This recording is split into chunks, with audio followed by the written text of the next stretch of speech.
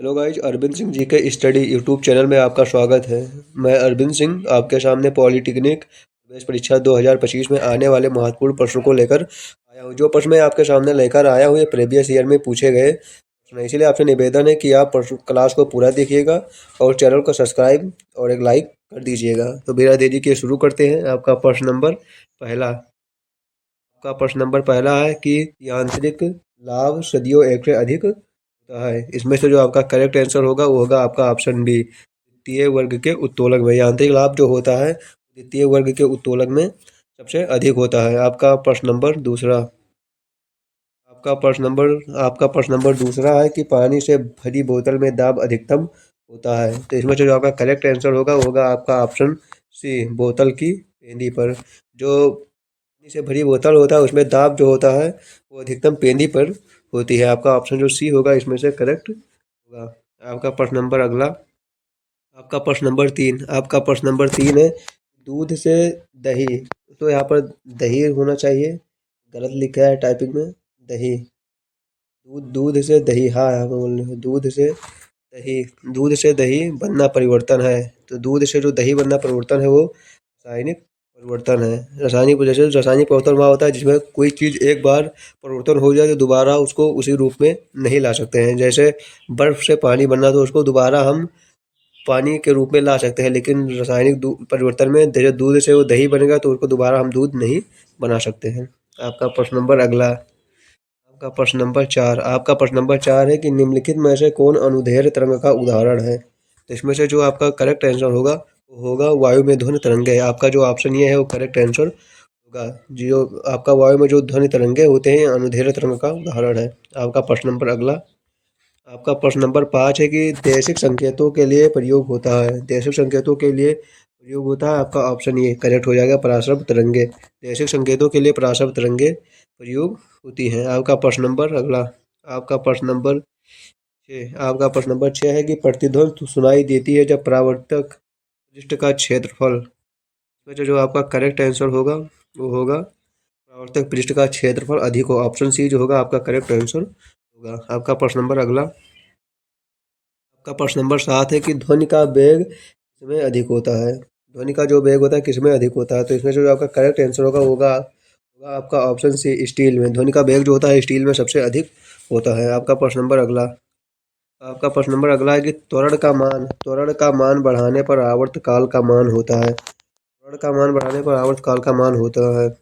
जो आपका जो आंसर होगा वो होगा बी, ऑप्शन बी। तो इसमें से जो आपका ऑप्शन है वो बी है, घट जाएगा। त्वरण का मान बढ़ाने पर आवर्तकाल का जो मान होता है वो घट जाता है। यदि आपसे पूछेगा कि त्वरण का मात्रक क्या होता है, त्वरण को इंग्लिश में कहते हैं एसिलेरेशन। त्वरण का अगर आपसे मात्रक पूछेगा, मात्रक त्वरण का जो मा त्वरण का जो मात्रक होता है वो होता है न्यूटन प्रति मीटर स्क्वायर। न्यूटन प्रति मीटर स्क्वायर। इसको जो इंग्लिश में कहते हैं वो कहते हैं एसिलेरेशन। आपका प्रश्न नंबर अगला आपका प्रश्न नंबर 9 है कि कठोर जल का उपयोग किया जाता है। तो इसमें जो आपका करेक्ट आंसर होगा ऑप्शन बी, स्नान करने में। कठोर जल का प्रयोग जो होता है वो स्नान करने में किया जाता है। आपका प्रश्न नंबर 10 जो है, निम्नलिखित में से कौन सा विद्युत का सबसे अच्छा चालक है। विद्युत में जो सबसे अच्छा चालक है इसमें से जो आपका ऑप्शन होगा ये, जो समुद्री जल जो है विद्युत का सबसे अच्छा चालक है, इसलिए आपका ऑप्शन ये करेक्ट। आपका प्रश्न नंबर 11 जो है, सल्फर डाइऑक्साइड का नाम रखने वाले वैज्ञानिक का नाम है। इसमें जो आपका करेक्ट आंसर होगा ऑप्शन डी, लेवेसियर। लेवेसियर ने सल्फर डाइऑक्साइड का नाम रखने वाले वैज्ञानिक हैं। आपका प्रश्न नंबर अगला जो है, प्रश्न नंबर 12 है कि वनस्पति तेल से घी बनाने की क्रिया को कहते हैं। वनस्पति तेल से घी बनाने की क्रिया को कहते हैं। इसका करेक्ट आंसर होगा आपका ऑप्शन बी, हाइड्रोजनीकरण। हाइड्रोजनीकरण जो है वनस्पति से तेल घी बनाने की क्रिया को कहते हैं।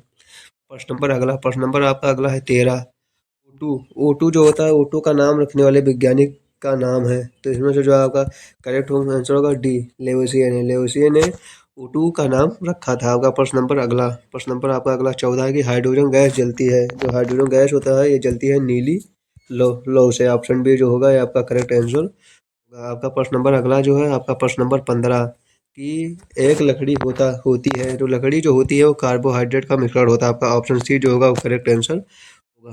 आपका प्रश्न नंबर अगला है कि 16 पॉलीथीन नामक प्लास्टिक बनाने में प्रयुक्त होता है। पॉलीथीन होता है किस प्लास्टिक से बनाया जाता है? तो इसमें से जो आपका करेक्ट आंसर होगा वो होगा आपका एथिलीन।